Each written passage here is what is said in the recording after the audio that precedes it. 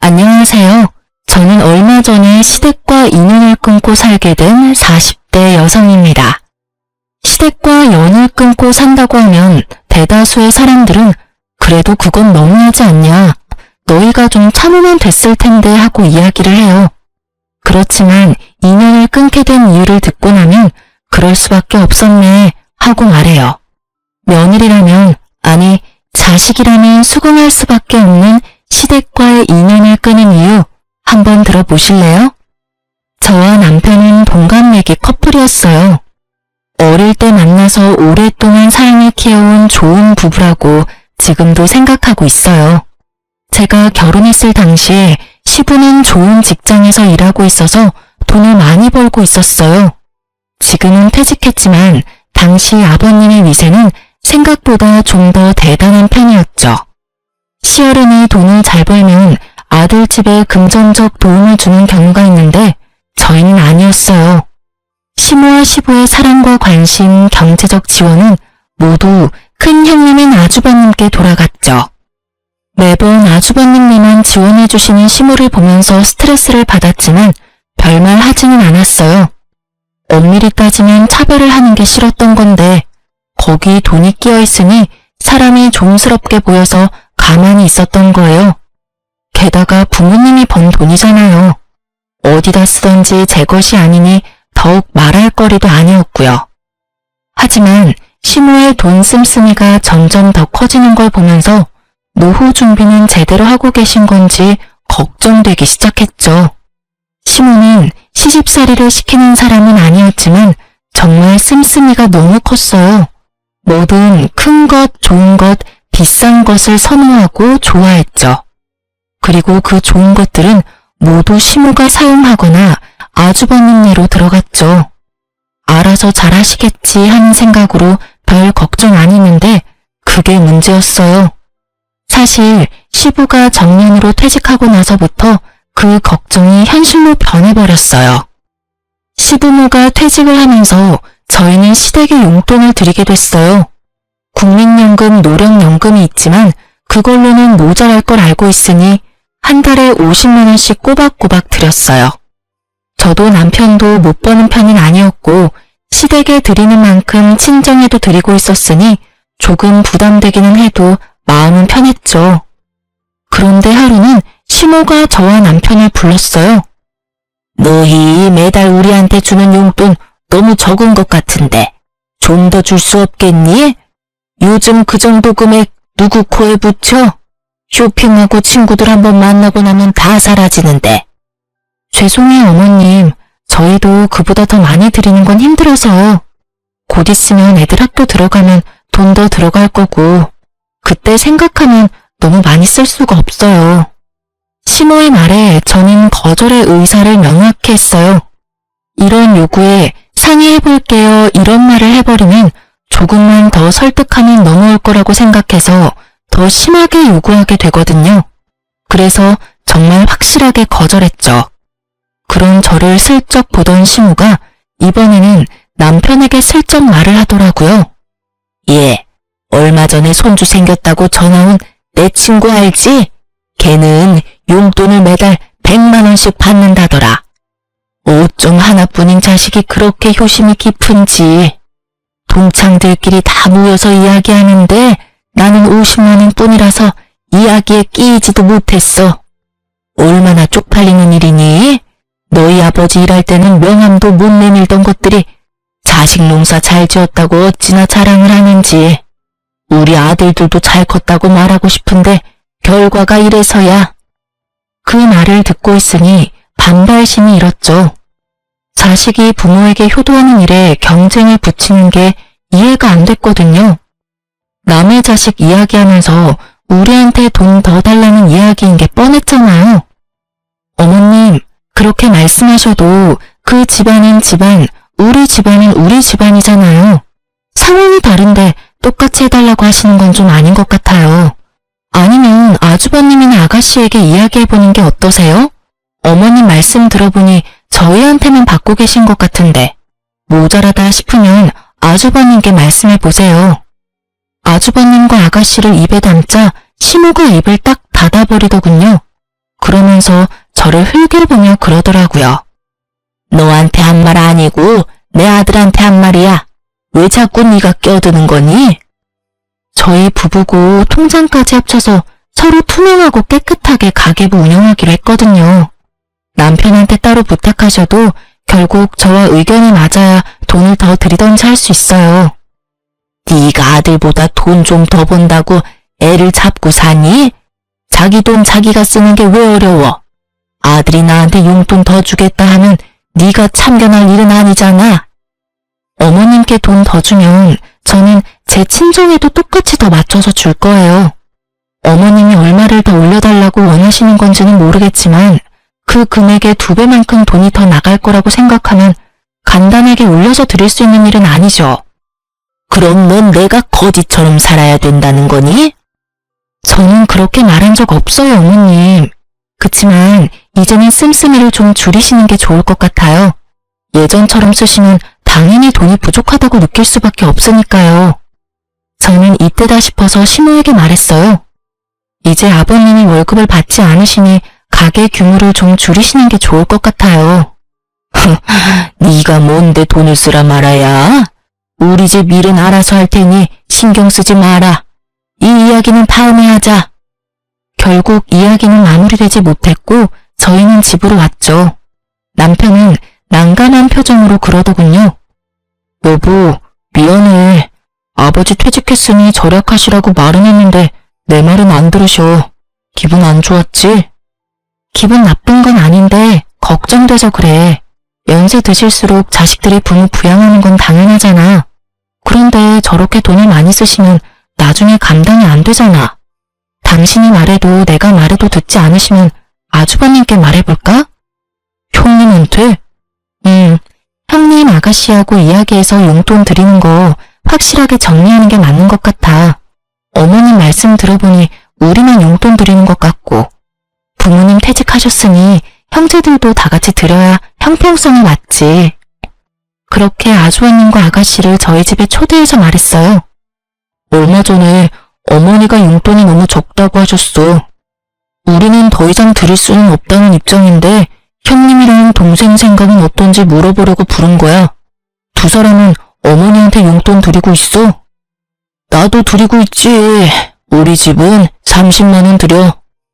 아, 나도 30씩 드리고 있지. 드리고 있다고?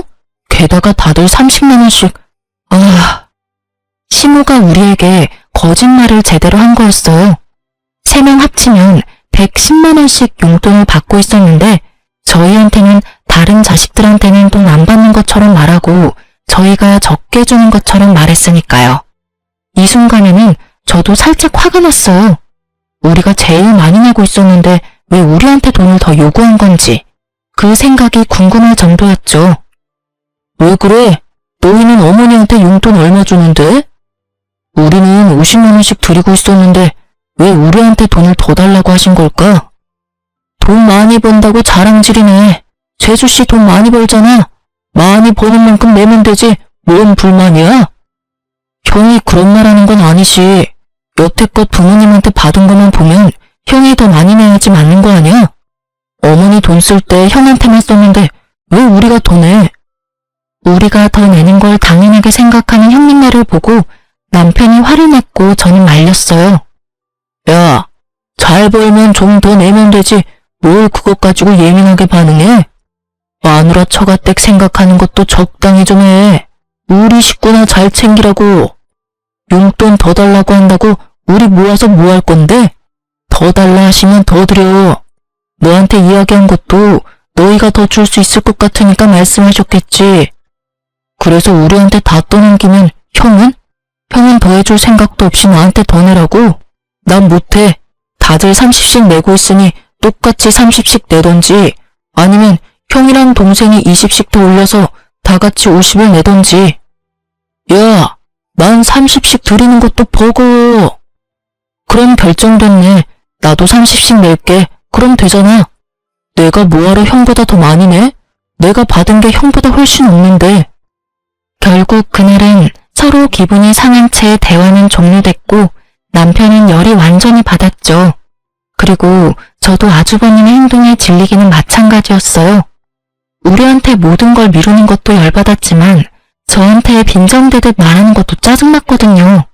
그날 이후 저와 남편은 시모에게 용돈을 주는 날 시모 집으로 찾아가서 말했어요. 어머님, 저희 아주버님이랑 아가씨랑 이야기해봤는데 다들 30씩 드리고 있었다고 하더라고요. 그래서 저희가 내는 만큼 올려서 드리자고 했더니 버겁다고 하셔서 모두 30 맞춰서 드리기로 했어요. 뭐? 웃기는 애들이네. 50씩 주던 걸 왜 30으로 낮춰서 줘? 저희가 어머님한테 많이 드리면 아주버님이 뭐가 되겠어요? 아무리 그래도 어머님 사랑 제일 많이 받은 장남인데 우리보다 덜 주면 기분이 많이 상하실 거잖아요. 그리고 형제 자매들끼리 이런 돈 문제는 확실하고 차별 없이 하는 게 문제가 생기지 않거든요. 그렇잖아도 아주버님께서 저랑 남편한테 돈 많이 버는 거 자랑하냐고 그러시더라고요. 자랑하려고 50만 원씩 드린 건 아닌데 듣는 사람 입장에서는 그런 생각이 드나 봐요. 그래서 30만 원으로 줄인 거니까 어머님이 이해 좀 해주세요. 그래도 줬다가 다시 줄이는 건? 아주버님 생각도 해주세요. 저희만 좋자고 계속 많이 내면 아주버님도 아가씨도 기분 안 좋을 거예요. 이해해주세요. 제 말에 시모는 아무 말 못하더군요. 저희를 속인 데다가 아주버님의 생각까지 듣고 나니 더 달라고 요구는 못하겠나 보더라고요. 그러다가 저희한테 물어보더군요. 너희 그럼 친정에도 적게 주니? 네, 저희 친정에도 30만 원으로 줄여서 드린다고 했어요. 친정에서는 별말 없으셨거든요.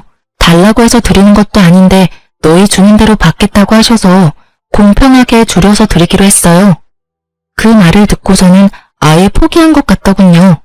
결국 시모는 용돈 더 달라고 했다가 용돈이 도리어 줄어들어 버렸죠. 차라리 용돈 올려달라 말하지 않았으면 계속 50씩 받을 수 있었을 텐데 괜히 욕심내시는 바람에 도리어 20만 원 줄게 됐으니 그렇다고 형제들 다 30씩 주는데 저희는 50 드리는 것도 그렇고 결국은 이렇게 정리되어서 저희는 참으로 다행으로 생각했어요. 그 이후로 시모는 더 이상 저희에게 용돈을 요구하지는 않았어요. 하지만 뭔가 사야 할 때만 연락 와서 사달라고 하는 경우가 더 늘었죠.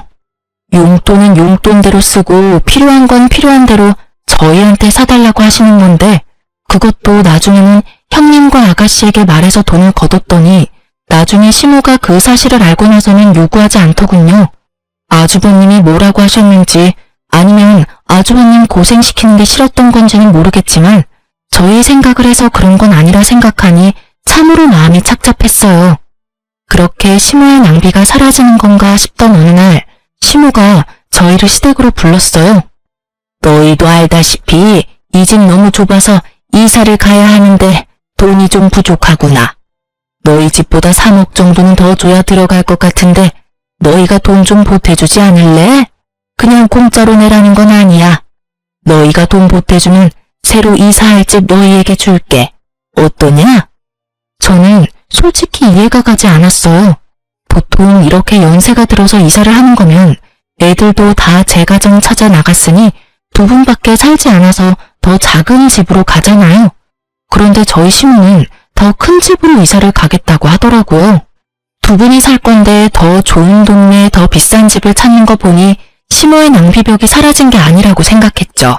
그렇지만 이야기를 들어보면 나쁜 이야기는 아니었어요. 저희는 시댁 친정 도움 없이 저희 돈으로 전세로 신혼집을 마련했거든요. 그래서 언젠가는 자가를 가져야 하는데 이 집을 살 때 돈을 대주고 그 집 명의를 얻을 수 있는 건 도리어 더 낫겠다는 생각이 들었죠. 그렇지만 저희도 마냥 돈을 드릴 수는 없었어요. 시모의 낭비벽을 알고 있으니까요.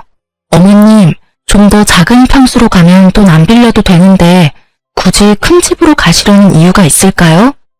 나더러 이거보다 더 좁은 집에서 살라는 거니? 나는 그런 닭장 같은 데서는 못 살아. 공짜로 해달라는 것도 아니고 너희 집으로 명의 돌려준다니까. 일단 살 때는 내 명의로 하더라도 나랑 네 아버지 돌아가시면 그 집 네 집 될 건데. 남편과 상의하고 저희는 돈을 빌려드리기로 했어요. 물론 그만큼의 목돈이 있는 건 아니고 저희가 가진 목돈을 다 넣으면 저희가 급할 때 쓸 돈이 없으니 대출을 진행하도록 하고 저희가 그 대출금을 갚는 형태로 하기로 했죠.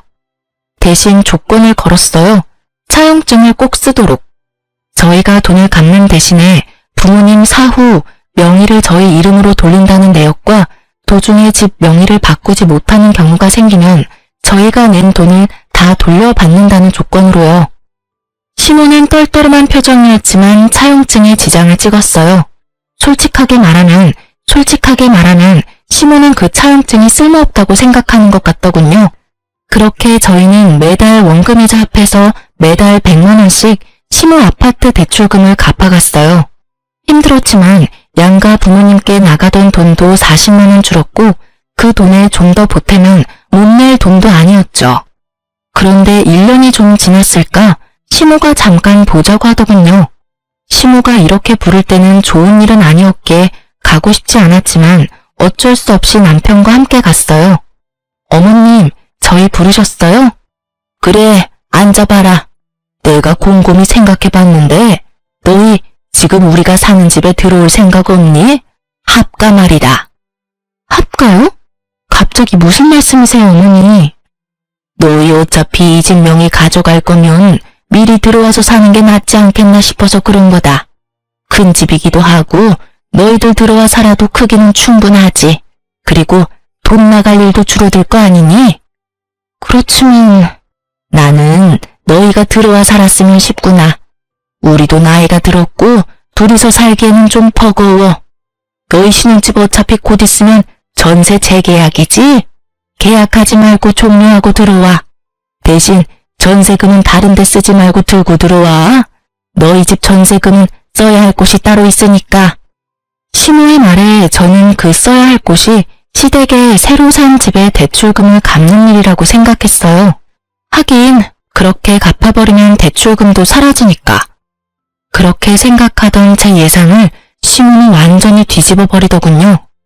얼마 전에 친구가 크루즈 여행 갔다 왔다고 하지 않니?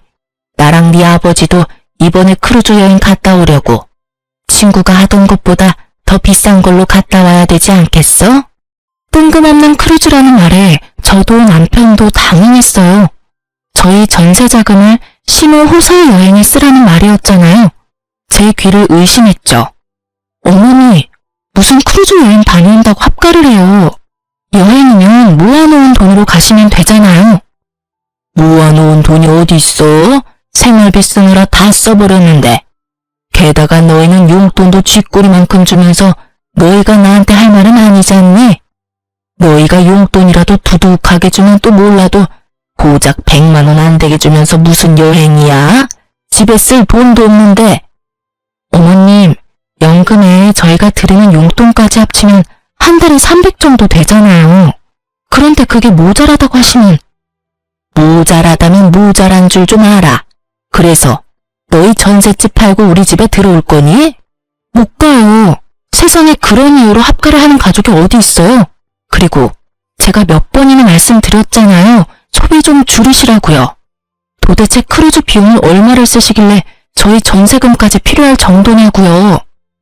못해도 두 사람이서 가려면 몇천 정도는 필요하지 않겠어? 거기서 입을 옷들, 장신구들, 가방 그런 것들부터 사고 들어가서 식사 비용이나 이런 것도 만만치 않게 돈이 드는데.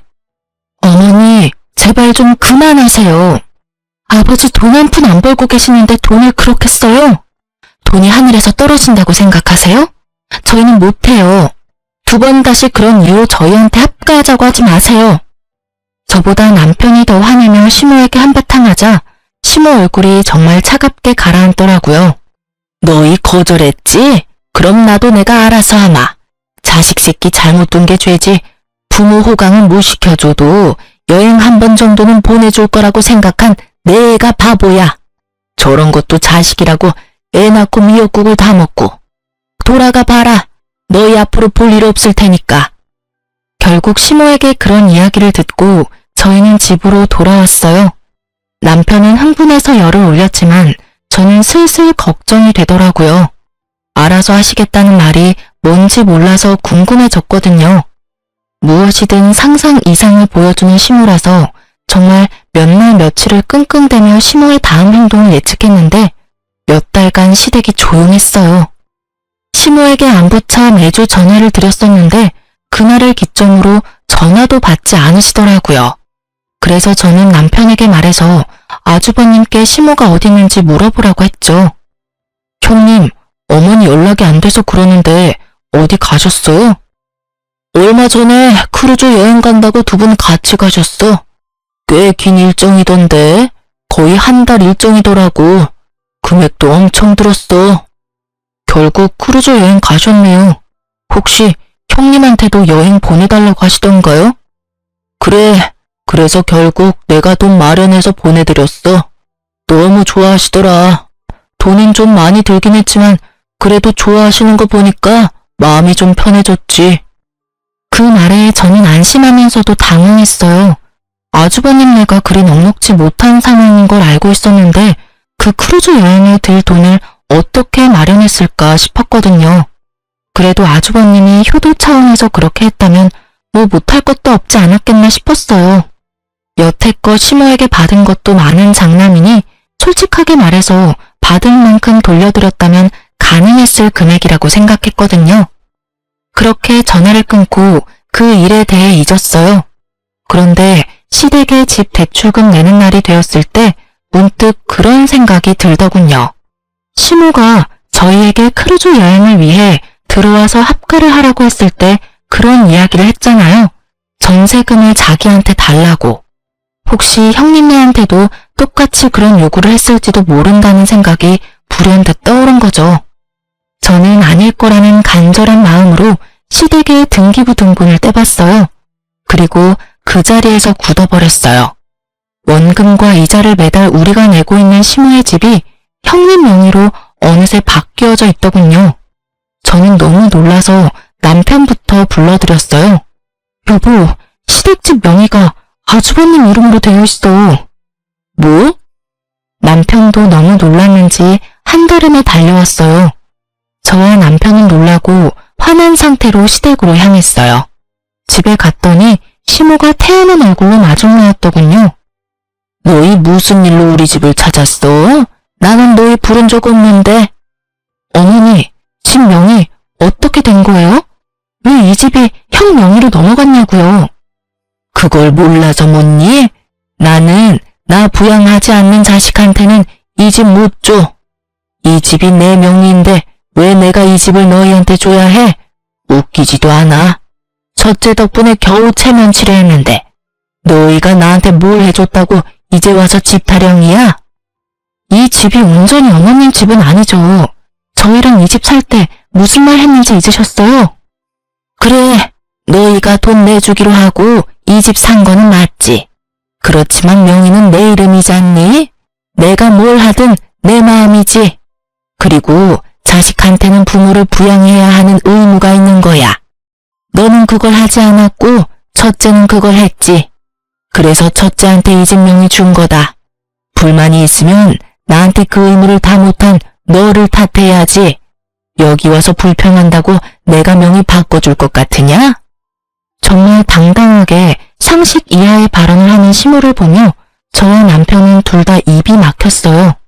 말이 머릿속에는 맴도는데 하고 싶은 말, 고쳐주고 싶은 말이 너무 많으니 제대로 정리가 되지 않더군요. 어머니, 정말로 이대로 저희하고 척질 생각이세요? 저희와 한 약속까지 어기고. 말하는 도중에 아주버님이 나타나더니 저희에게 버럭 소리를 지르더군요. 야, 집 명의 때문에 화난 건 이해해. 그런데 아무리 그래도 자식이 부모한테 그런 식으로 따지는 건 너무한 거 아니냐? 너희가 이 집 명의를 원했으면 어머니 부탁 들어줬으면 될 일 아니야. 자기들이 부족해서 못한 걸 왜 어머니 탓을 해? 말리는 시누이가 더 밉다고 말리는 아주버님은 정말 얄미웠어요. 남편이 화가 나서 뭐라 하려는 걸 저는 막아섰어요. 그리고 시모에게 말했어요. 어머님이 그렇게 나오시면 저희도 알아서 할게요. 너희가 이제 와서 뭘 할 수 있겠어? 멀리 안 나간다. 시모는 냉정하게 말하고 돌아섰고 아주버님은 의기양양한 승자의 표정을 지으며 저희를 쫓아내더군요. 저는 그런 아주버님을 보며 속으로 비웃었어요. 이 집이 어떤 꼴인지 모르고 저렇게 승자의 기분에 취해 있는지. 이제 곧 나락으로 떨어질 생각을 하니 웃겼죠. 저와 남편은 시모와 헤어지고 그날부로 내고 있던 원금과 이자를 내지 않았어요. 사실 여태껏 시모의 통장에서 대출금이 빠지고 있었거든요. 저희가 대출금을 내지 않아도 저희한테는 아무런 문제도 발생하지 않거든요. 당연히 대출금이 상환되지 않으니 시모에게 연락이 갔더라고요. 저는 당연히 저희 대출금을 아주버님이 이어서 낸다고 생각했는데 그게 아니었던지 시모에게서 연락이 왔어요. 너희 대출금 왜 안 내줘? 부모님, 저희가 대출금을 왜 내요? 아주버님 명의로 넘어갔으니 아주버님이 내셔야 맞는 거죠. 어머님한테 그렇게 잘하는 아주버님이시니까 잘 내주시겠죠. 시모의 반응을 보니 그 집에 대출이 걸려있다는 것도 이야기하지 않은 눈치더라고요. 저는 그런 시모에게 한 가지 더 말했어요. 그리고 어머님, 그 집에 저희가 낸 대출금 이자랑 원금요. 거의 2년 동안 내서 거의 2,500 정도 되거든요. 그거 다 돌려주셔야 해요. 차용증 내용 기억하시죠? 돈 빌려드리는 대가로 집 명의 주시는 거였고 집 명의가 부득이하게 바뀌지 못하면 저희가 낸 금액 그대로 돌려주신다고요. 가족끼리 돈 주고받은 건 법적으로 효력가 없어. 넌 그것도 모르니? 그렇게 생각하시고 지장 찍으신 거예요? 그런데 어떡하죠? 가족 간 차용증도 법적 효력 있기는 해요. 그래서 제가 매달 어머님께 꼬리표 달린 돈을 통장으로 넣어드렸잖아요. 빌려드리는 돈이라고 한눈에 알 수 있도록. 통장 이체 내역도 있고 차용증도 세세하게 작성되어 있어서 돈 돌려주시지 않으면 변호사 사무실 찾아갈 거예요. 준 돈은 돌려받아야 하잖아요. 만약 어머님이 안 주신다면 아주버님께 찾아가서 말씀드릴 거예요. 그래도 괜찮으세요?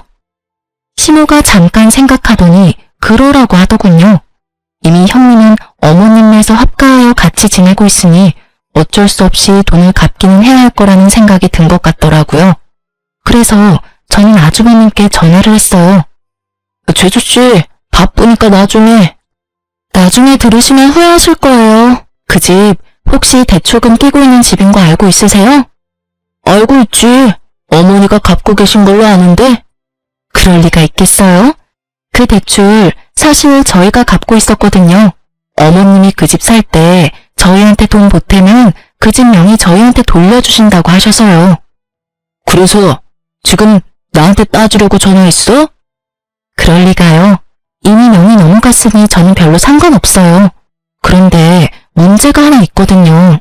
저희가 그 대출금 이제부터 내지 않을 생각이고 이미 낸 것도 다 돌려받을 생각이라서요. 대출이 얼만데? 집 시세 생각하면 그리 큰 돈은 아닐 건데. 대출 지금 한 달에 100만 원씩 꼬박꼬박 들어가고 있어요. 그리고 여태껏 낸 금액은 2,500만 원 정도 되는데 어머님이 못 갚겠다고 하시더라고요.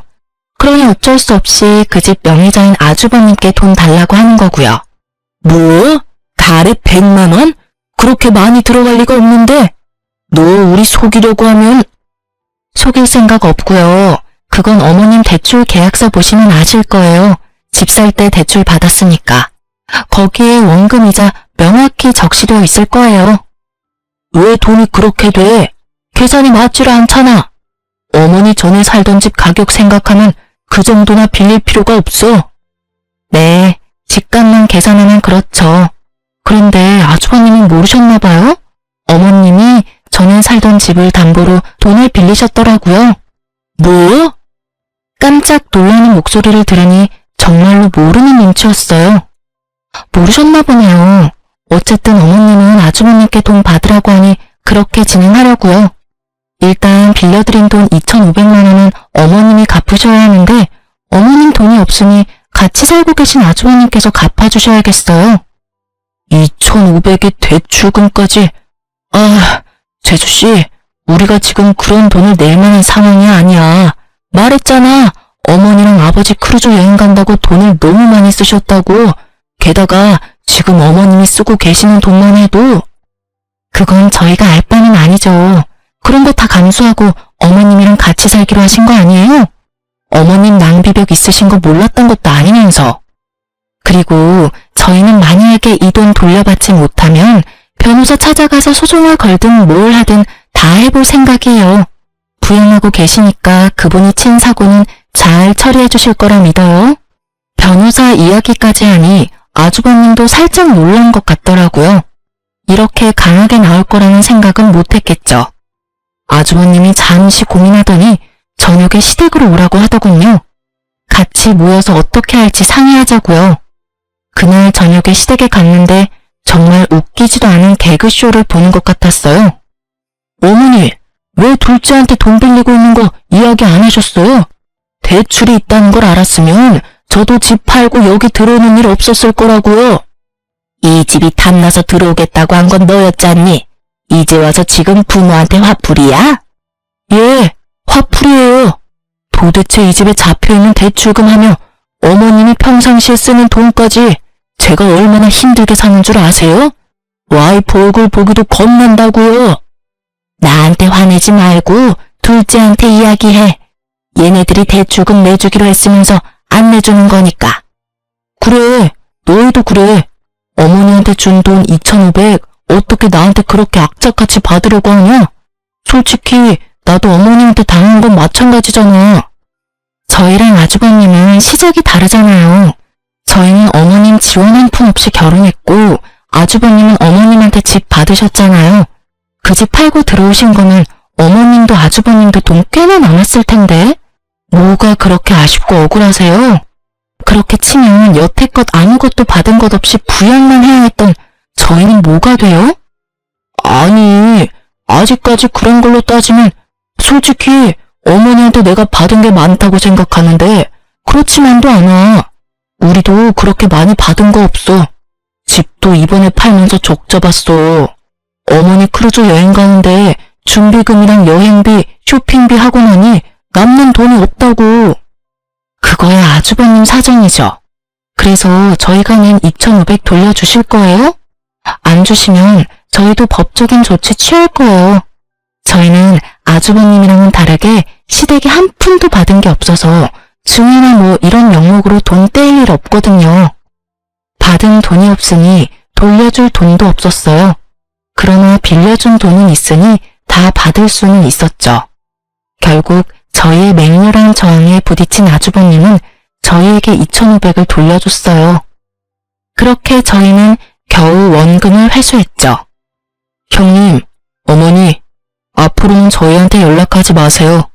두 사람이 저와 제 와이프 대하는 거 보고 이젠 질려서 여기 있고 싶지도 않아요. 와이프 보기도 부끄러울 정도라고요. 그러니까 앞으로 연락하지 말고 삽시다. 결국 남편은 시댁과 인연을 끊겠다 말하고 헤어졌어요. 집 밖으로 나오는데 여전히 시모와 아주버님이 큰 소리로 싸우고 있더군요. 현관 밖까지 들리는 고함 소리에 저와 남편은 고개를 저었어요. 그렇게 저와 남편은 집에 돌아왔고 그 이후로 정말 시댁과 연을 끊고 살았어요. 3년 정도 연락 없이 지냈지만 가끔 막내 아가씨가 연락을 주기는 했어요. 그 집안 사람이기는 했지만 결혼해서 조금은 먼 사이가 됐고 남편처럼 어머님의 장남사랑의 피해자인 사람이었으니 연락을 하고 지내긴 하더라고요. 그런데 3년 좀 지나고 저희 집으로 시모가 찾아왔더군요. 저와 남편은 당황했어요. 이렇게 시모가 직접 찾아올 줄은 상상도 못했으니까요. 안으로 들였는데 그때 당시에 저희는 친정 부모님과 같이 살고 있었거든요. 시모는 들어오자마자 그 말부터 하시더군요. 이런 불효자식 같으니 자기 부모는 모실 생각도 안 하고 마누라 부모를 모시고 살아? 여자한테 꽉 잡혀서 살면서 아주 몹쓸 인간이 됐어. 어머니, 그런 말씀 하려고 여기 오신 거예요? 그러면 돌아가세요. 나도 여기서 좀 살아야겠다. 네 형하고는 못 살겠어. 구두쇠 같은 게 돈 한 푼 안 주고 사람을 부려먹잖아. 갑자기 그게 무슨 말씀이세요? 저희 집에 이미 장인 장모님 같이 살고 계시는데. 그거야 내 알 바가 아니지. 여기 네 집이잖아. 그러면 내가 내 아들 집에서 지내겠다는데 누가 뭐라고 할 거야? 너도 내 자식이면 당연히 부모 모실 생각이나 해야지. 치마폭에 쌓여가지고는 사내 새끼가 돼서 이게 무슨 꼴이야? 제 꼴이 어때서요? 어머니, 자식 이용해 먹으려고 했던 사람이 어머니 자신인 거 잊으셨어요? 형님하고 무슨 일로 틀어져서 저한테 찾아와서 괴롭히는 건데요. 저는 어머니랑 같이 살 생각 전혀 없으니까 나가주세요. 뭐? 어떻게 이런 식으로 대해? 너도 내가 돈 없다고 무시하는 거야? 이래서 내가 명의를 먼저 줘버리는 게 아니었는데 네 형도 그렇고 너도 그렇고 사람이 어떻게 그렇게 냉정하니? 네 형은 나를 아주 범죄자 취급을 해. 매번 크루즈 여행 보내준 거, 집 대출금 이야기하지 않은 거, 그런 말 하면서 나한테 화만 내고. 나도 할 말 많아. 내가 지한테 얼마나 많은 걸 해줬는데 어떻게 그놈이 나한테 이런 모욕을 줘? 어머님, 아주버님이 나쁜 마음이셨으면 이미 어머님 내쫓았겠죠. 그런데 내쫓지 않고 집에 같이 산다는 건 나쁜 마음에서 그러는 건 아니실 거예요. 나쁜 마음이 아니면 그게 뭐니? 돈을 한 푼을 안 줘. 친구들 만날 때 옷 좀 사입으려고 했더니 고작 그것도 못하게 받고 한 달에 용돈을 꼴랑 30만 원만 주는 게 너무하잖아. 게다가 너희도 그래. 꼴랑 집 명의 바꾼 걸로 마음 상했다고 부모한테 주는 용돈을 안 주면 어떡하니? 어머니, 저희도 연락 없었지만 저희한테 연락 주신 적도 없는 게 어머니예요. 어떻게 여태껏 한 번도 연락 없으시다가 또 본인 필요할 때만 나타나서 부모 자식 운운하시는 건데요. 화내며 소리 지르는 남편을 제가 달랬어요. 어머님, 아주버님 좋아하셔서 아주버님한테 집 명의 주셨잖아요. 그러면 아주버님 곁에 계시는 게 가장 행복하실 거예요. 조용히 있으면 먹고 자고 쉬는 데는 문제 없으시잖아요. 그렇죠? 제가 저번에도 말씀드렸지만 씀씀이만 줄이시면 다 좋게 해결될 일 같네요. 나는 싫어. 어떻게 이렇게 없이 살아? 해야 할 게 얼마나 많은지 아니? 게다가 얼굴만 마주치면 잔소리까지 하는 아들까지. 내가 시집을 다시 왔나 싶을 정도야. 아이고, 그러니 내가 너희한테 찾아왔잖아. 너희도 내 자식이고 응당 자식이라면 부모를 모시는 게 맞지. 지금 당장 사돈댁 내보내고 나 들어갈 자리부터 마련해라. 정말 막무가내도 이런 막무가내가 없더라고요. 시무가 아주버님네서 어떻게 지냈는지 아가씨에게 들어서 잘 알고 있던 우리는 지나가던 개에 물린 느낌이었어요. 아주버님의 분노가 대단하다고 하긴 하더라고요. 멀쩡한 집까지 팔고 그 돈으로 시무 크루즈 여행 보내주고 대출빚 남은 집 얻은 웃긴 모양새가 됐잖아요. 더 큰 집에서 편하게 살 줄 알았는데 그 집에는 대출이 가득 잡혀 있었고 사람 잡는, 아니 돈 먹는 어른까지 있었으니 말이죠. 한 달에 100만 원을 넘게 혼자서 쓰는 시무 때문에 아주버님이 화를 낸 적이 한두 번이 아니라는 이야기도 들었으니까요. 결국 모든 용돈 회수하고 집에서 집안일이나 하라는 아주버님 말에 반발해서 온 곳이 저희 집이라니. 저희에게 오면 저희가 무조건 받아줄 거라고 생각한 것 같더라고요. 저희는 그럴 생각이 눈꼽만큼도 없었는데 말이죠. 시모가 와서 이렇게 막무가내로 굴기 전에는 남편도 마음이 좀 약해지는 눈치였었어요. 그래도 어머니잖아요. 그런데 우리 집에 와서 저렇게 밀어붙이는 시모를 보며 남편은 자신의 기억이 많이 미화됐었다는 걸 깨달은 모양이더군요. 게다가 시모는 저희 집에 오기 전에 아가씨 집을 먼저 갔었어요. 아가씨가 이야기를 해줬거든요. 그래서 저희 집은 안 오겠거니 생각했었어요. 저희와는 워낙 큰 트러블이 있어서 오지 않을 거라고 추측했었거든요. 그런데 결국 저희 집까지 찾아온 걸 보면서 남편은 더 열받은 거죠. 우리한테 정말 오기 싫었는데 장난이 있는 집이 너무 싫어서 우리한테라도 빌붙으려고 온 것 같은 모양새라 남편은 더 용서 못하는 것 같더라고요. 여태껏 형님 들러리로 살았고 시모에게 그럴듯한 애정도 받지 못한 채 컸는데 자기를 부양하라는 의무만 요구하니 화가 날 수밖에요. 남편이 무척 차가운 얼굴로 시모에게 말했어요. 하늘이 두 쪽 나도 제가 어머니 모실 일은 없을 테니 집으로 돌아가세요. 왜 삼남매들 모두 어머니를 모시기 싫어하는지 이유를 본인이 곰곰이 생각해 보시고요. 그리고 한 가지 더 말씀드리는데 형님한테 그만큼 돈 많이 쏟아부었으니 형님한테만 부양해달라고 하세요. 다른 자식들 여태껏 찬밥 신세로 만들고 평생 자식 이용해 먹으려고는 하셨잖아요. 대학도 제가 벌어서 들어갔고 결혼도 제가 벌어서 했어요. 결혼 후에도 저희한테 돈만 요구하셨잖아요. 염치라는 게 있다면 저희한테 와서 될 일은 아니죠. 우리가 무슨 이유로 어머니랑 연 끊은 건지 잊으셨어요? 어머니가 형님만 자식으로 생각했듯이 저도 부모 없는 셈 칠 테니까 여태껏 해왔던 대로 연락 없이 지내요. 결국 남편은 아주버님께 전화해서 어머니 모시고 가라고 했어요. 아주버님은 너희가 모실 수 있으면 모시라는 식이어서 남편이 또 화를 낼 수밖에 없었죠.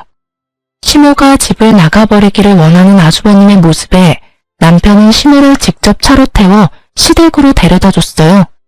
두 번 다시 찾아오지 말라고, 이번에 찾아오면 진짜 호적파고 나가버릴 거라고 으름장을 놔버리더군요. 그렇게 강하게 반발하는 남편의 모습을 처음 봤는지 너무 놀란 시모는 그 이후로 연락을 하지 않았어요. 아가씨가 시모 소식 전해주려고 할 때마다 남편은 어머니 이야기 입 밖에도 내지 말라며 화를 내니 할 수가 없는 거죠. 아주버님네와 시모의 싸움에 등 터지는 아가씨는 그나마 저한테 시모와 아주버님의 근황을 알려주더군요. 시모가 화려하고 사치스러웠던 생활을 잊지 못하고 결국은 아주버님 카드로 카드론을 받아 쓴 바람에 아주버님에게 혼나고 지금은 조용히 식물처럼 살고 있대요. 한 번만 더 돈 때문에 사고치면 시모가 가지고 있던 비싼 물건들 다 팔아치워버린다고 했대요. 그리고 시모는 요양원에 데려다 주겠다고 말했다더라고요. 결국 시모는 아주버님 말에 꼬리 내리고 얌전히 식물처럼 살고 있고, 아주버님네는 집 대출금에 어머님이 빌린 카드론까지 갚으며 전전긍긍 살고 있대요. 와이프 눈치 엄청 본다고 하더군요. 하긴 형님도 속이 뒤집어지겠죠. 시댁 재산 자기 걸로 만들어 보려다가 결국에는 멀쩡한 집 팔아서 대출금 가득한 집을 얻은 데다가 시어른과의 합가까지 해서 수발까지 들어야 하니 말이죠. 조용하고 점잖은 분이면 모시기 그나마 편했겠지만 다른 곳에 눈 돌리면 사고나 치는 사람을 모시려니 속에 천불이 나는 것도 당연할 거예요. 그렇지만 두 사람 모두 뿌린 대로 거둔 거라고 생각해요. 우리를 이용하려 했던 시모나 그런 시모를 이용하려 했던 아주버님이나 자기들이 만든 결과죠. 글을 쓰면서도 그때를 생각하면 화가 많이 나요. 돈에 환장한 시모를 떠받들며 살았다면 지금쯤 저희도 거짓골을 면하지 못했을 테죠. 얼마 전에 시댁 이야기를 들은 김에 생각이 나서 글을 써봤어요. 시댁과 이런 일로 부딪히는 일은 많을 거예요. 저희는 휘둘리기 싫어서 인연을 끊는 방법을 선택했죠. 이게 나쁘다고 생각하는 사람들도 있어요. 하지만 당해보지 않은 사람은 그 스트레스를 모르죠. 긴 글 읽어주셔서 고맙습니다. 스트레스 받지 말고 즐거운 하루 보내세요.